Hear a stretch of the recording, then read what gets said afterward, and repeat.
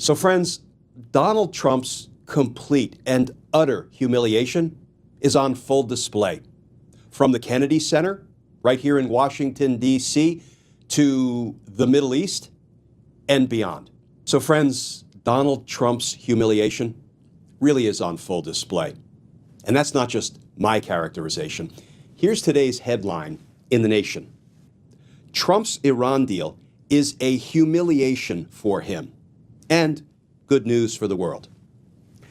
But friends, I actually want to start right here in Washington, D.C., at the Kennedy Center, because I'm sure you know by now, Donald Trump thinks he can hide his humiliation with a tarp.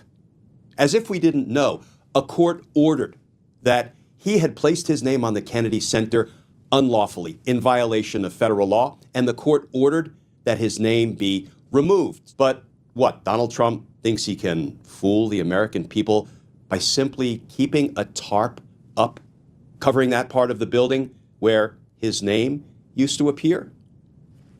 Let's start with the new reporting. This from Forbes. Headline: a tarp still blocks the Kennedy Center sign days after Trump's name was removed.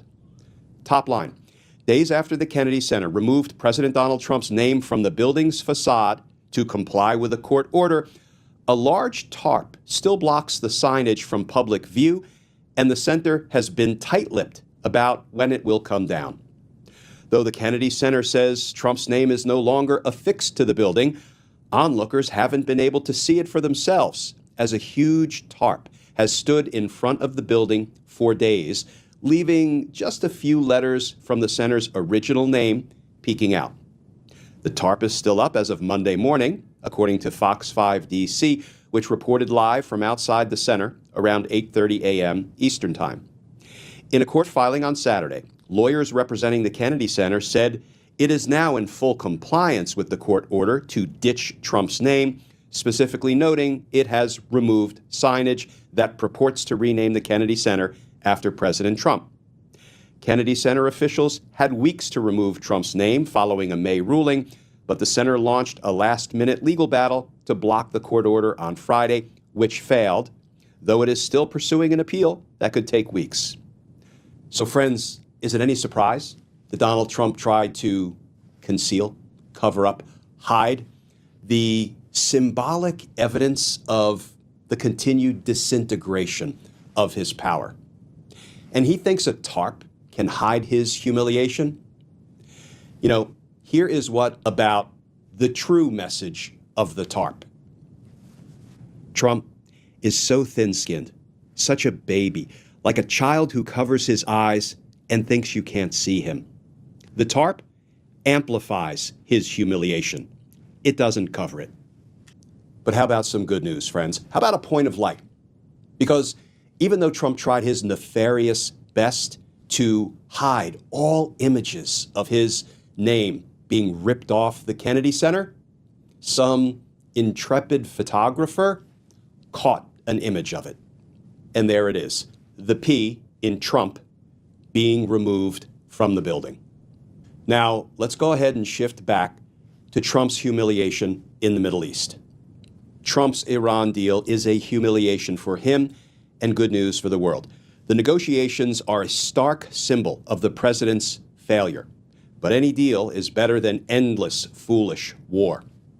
When it comes to negotiating an end to war, Donald Trump suffers from a severe case of premature proclamation.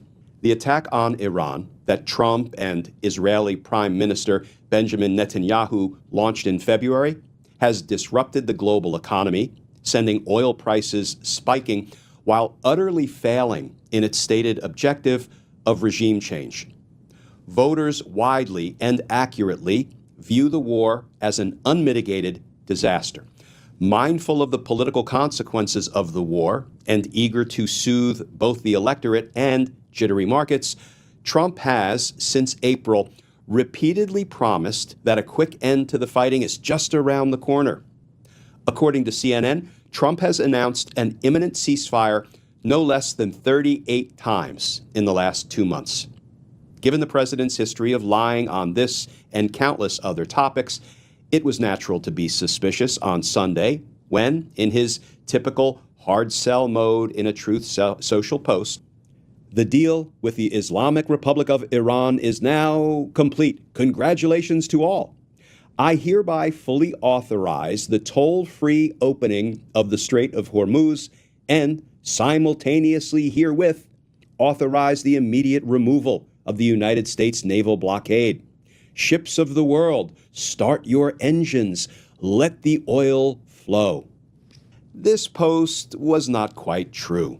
The Strait of Hormuz is not actually ready to open immediately, but it falls under the category of wild exaggeration rather than outright deception. There has been a diplomatic breakthrough, and we don't have to rely on Trump's florid and often false words to verify it, since the Iranian government itself has affirmed that it is ready to sign a Memorandum of Understanding, an MOU, with the United States on Friday. The MOU will reportedly establish a ceasefire and set a framework for negotiations on thorny, unresolved issues such as Iran's nuclear program. There's another reason this imminent ceasefire seems more serious than Trump's earlier fabulations. The strongest opponents of the deal, notably the Israeli government and its hawkish allies in the United States, are livid and already working to sabotage negotiations. On Sunday morning, Israel launched an attack in Lebanon that was widely seen as an attempt to derail the signing of the MOU. Speaking to Axios, Trump fumed, quote, "It shook it up. It delayed the signing by a few hours. It was supposed to be now." The president added, "Why did Bibi have to do a effing attack? I was so pissed off. I let him know. He has no effing judgment. I let him know that." And he accuses Netanyahu of having no effing judgment. You really need to look in the mirror, sport, because your humiliation is showing, and you are failing. You're losing your grip on power. Even your MAGA supporters are abandoning you. Your reign of terror over the American people will end. And then accountability will come, must come.